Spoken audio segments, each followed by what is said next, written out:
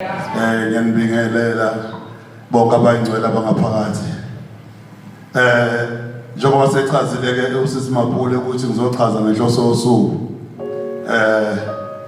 Inhloso yosuku ayiningi ukukhuleka nje kuphela. Kungifikelile lokhu ekseni nje kade ngilele.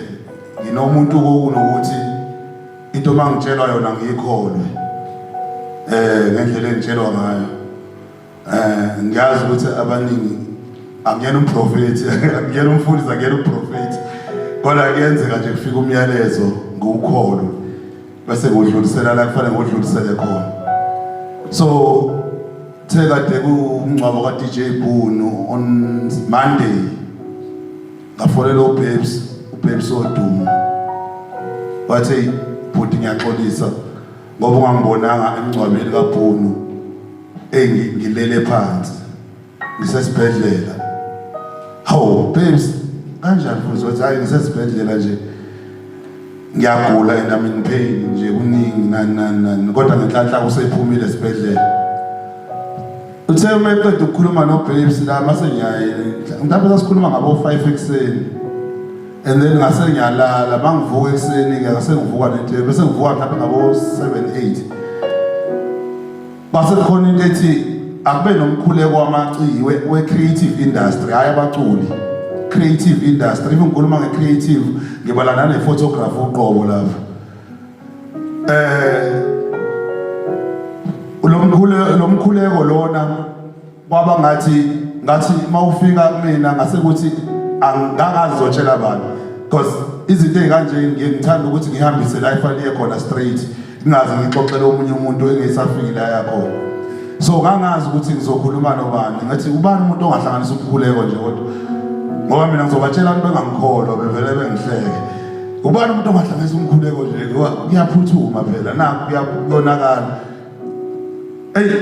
Ngithi ngisacabanga ngazi uMapule noma ngabona istatus sakhe. Lapho uMapule umfundisi. Othi ngimfone.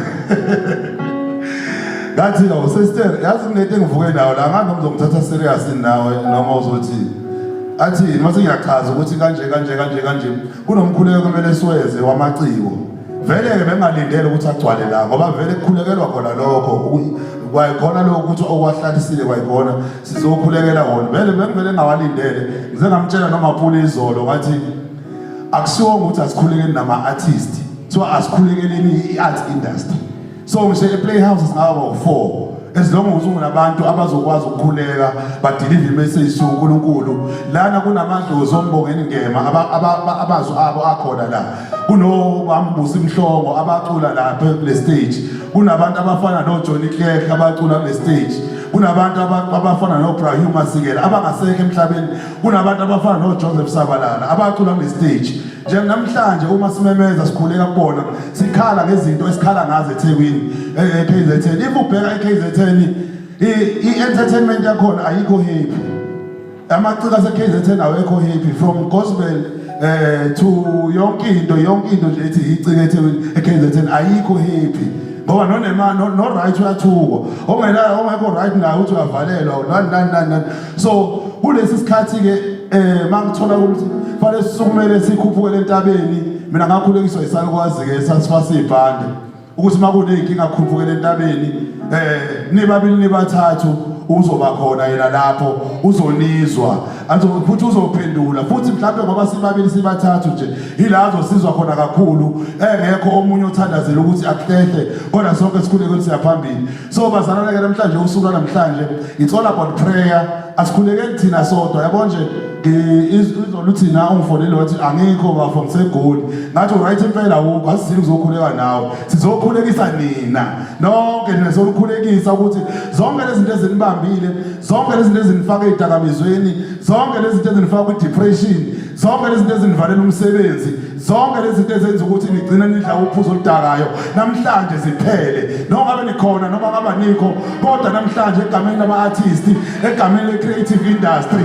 sithi sithi namhlanje uNkulunkulu akasize eThekwini, sithi uNkulunkulu namhlanje akasizwe, amathonga ombongeni ngema wasizwe namhlanje, asilwele ngale phambili esekhona, amathonga akhuleka ngeli ndawo awasilwele ngalena, kube kuhle eThekwini kujatshulwe, basinda abantu bangashoni ngendlela abashona ngayo, abafowethu bayashona, bashona bengadlali no 40 years, bashona ngendlela ezahlukene, bayagula, omunye uzwe kuthiwa kwenzekeleni kwasani, kodwa namhlanje sizokhuleka namhlanje, sithi konke uNkulunkulu akasizwe namhlanje uNkulunkulu.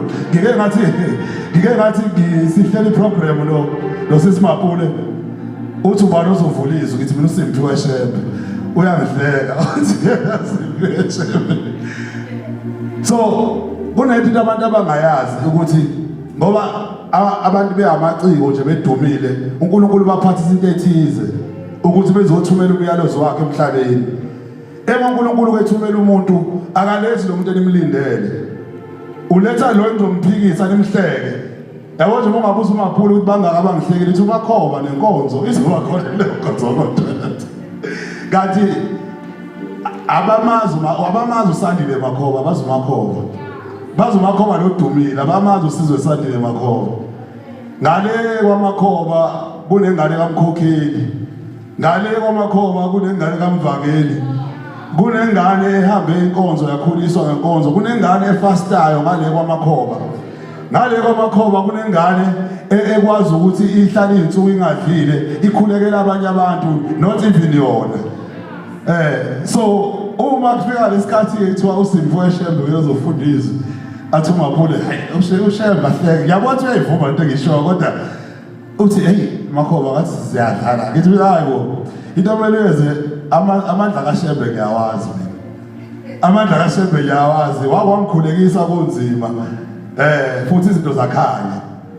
So ningambuka ehlekisa nje la ehamba ehlekisa endleleni, inkulu uNkulunkulu into amphathise yona.